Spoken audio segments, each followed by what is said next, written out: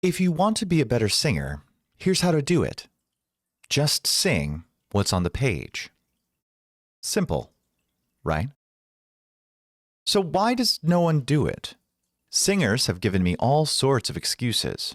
I just like to feel it. I can't read music. And my personal favorite, simply no. Just to name a few of them. Timothy, who I talk about a lot in these episodes, was the first teacher to try and teach me this lesson. I'm confident I had the same reaction most of you probably did. Like I got slapped across the face. Oh, the outrage, the indignity, how dare he? Of course, everything I did was to improve the song. That's artistry, right? Okay, real talk.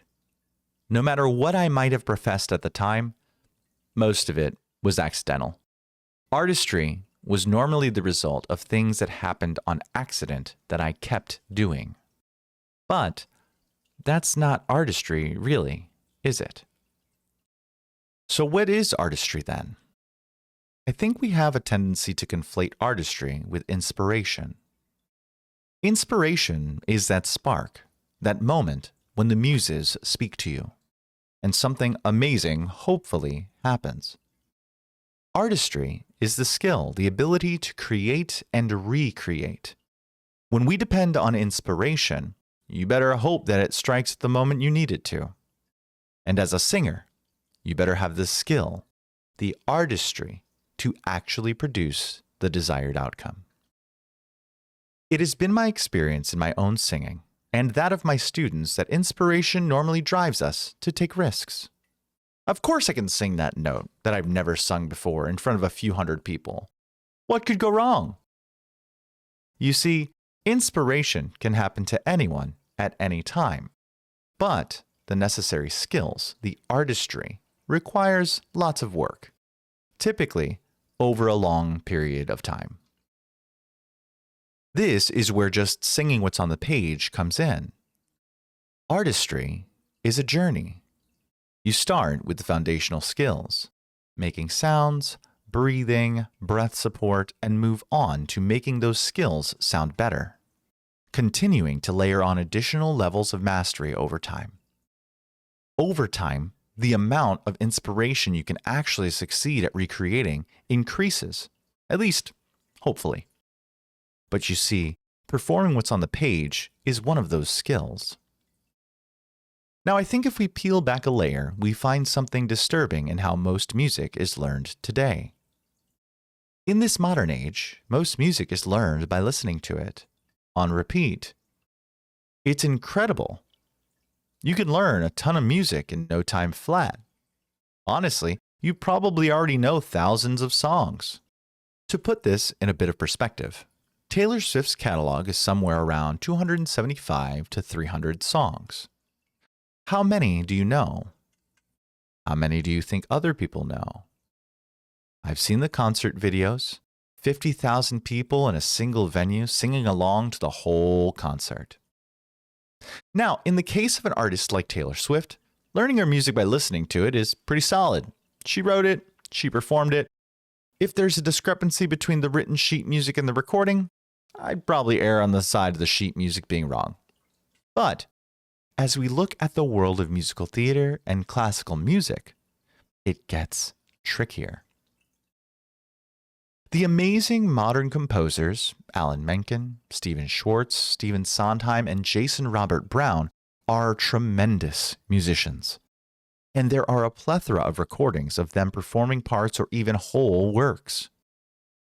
As amazing of musicians as they are, their singing ability often leaves something to be desired. I think we'll all forgive them. They are all composers first, and singing is somewhere down the list. But as we go back to anything pre-20th century, we may, if we are lucky, have additional writings of what the composer intended. But typically, everything we know is on the sheet music itself. Yes, but that's why we're learning from the recordings, right?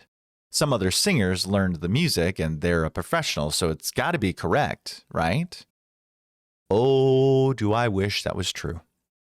The amount of recordings that, in my opinion, have strayed so far from the original that we might just call them new songs is horrific. It's one thing to add a few notes here or there, but a lot is lost in translation. Timothy and I were discussing this concept recently, and he brought up the game Telephone. I'm sure you've played, but think about how the message transforms as it moves person to person, until it's completely unrecognizable. A similar thing happens in music. The melody changes, the rhythms change, the key changes, the tempo changes, and even the words. Little things are added. More often than not, things are simplified. Simplification takes a lot of paths too. Ben Platt singing Waving Through a Window from Dear Evan Hansen. Did you know that as he pops up to the repeating line waving through a window, he adds the word I'm? The word I'm doesn't exist in the published score. Now, I think it's an excellent addition. Narratively, it makes it more personal, and musically, it makes that leap up way easier. But if you only listen to the recording, you don't know, and it wasn't your choice anymore.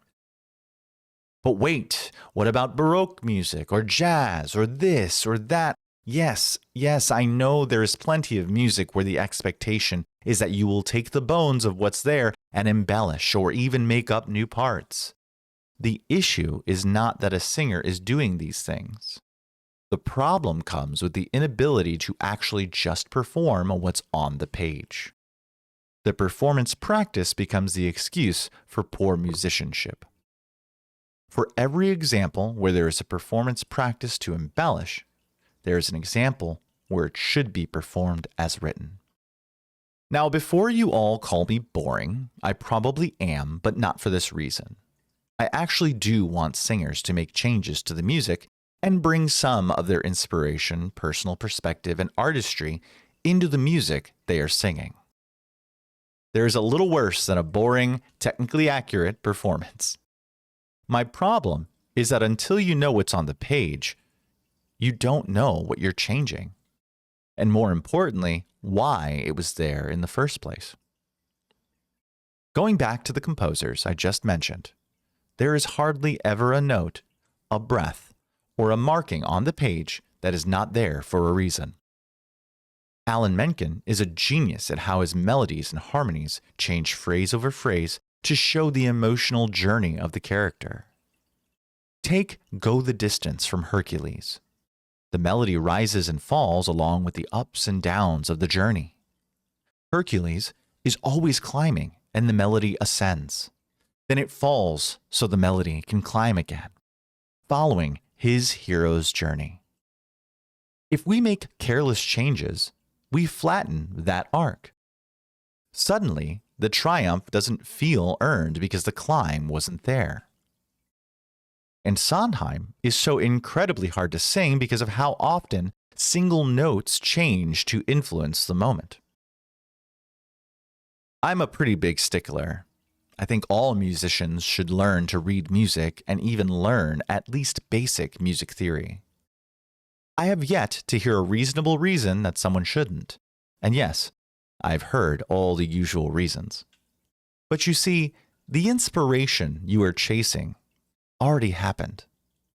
The composer wrote it down on a page for you to be able to read it and perform it. Just sing what's on the page. This lesson caught up with me recently. I was working with a student on When I Climbed to the Top of Mount Rock from School of Rock. And boy, are those rhythms different than what I had in my head. I clearly learned that song listening to Jack Black sing it in the movie. And who wouldn't? It's an iconic performance. But there I was, sitting with my student, both of us struggling to unlearn the Jack Black version and actually sing what Andrew Lloyd Webber wrote. Nearly 20 years after Timothy first taught me this lesson, I'm still catching myself. That's the thing about singing what's on the page. It's not a lesson you learn once. It's a discipline. Once you've done that, here's the framework I'd like you to use to make changes. Anytime you want to make a change, ask yourself, why would the character sing it this way? Your reason doesn't have to be profound. There just needs to be some sort of reason other than, I think it's cool. And then I want you to ask if you're making the change in order to make it easier. That can be a legitimate reason, but it can also reveal an area for improvement. And you'll note I said the character. While I'm sure there is an example where this isn't true, you're almost always singing as a character. That character may be you, or a chess master, or a beggar on the streets. Once you know what's on the page, you can analyze the music, find the motivations, and make embellishments to your heart's content. As long as your artistic skills are up to the task. At the end of the day, Timothy was right. I wasn't being artistic. I was getting lucky. Sometimes.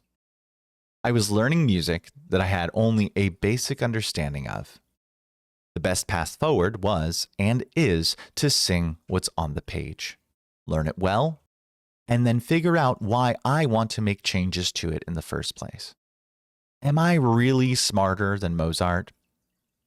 Probably not. If you're looking for a systematic way to improve your artistic skills, I hope you'll consider joining our free email course, where you can get 365 free systematic singing lessons delivered to your inbox.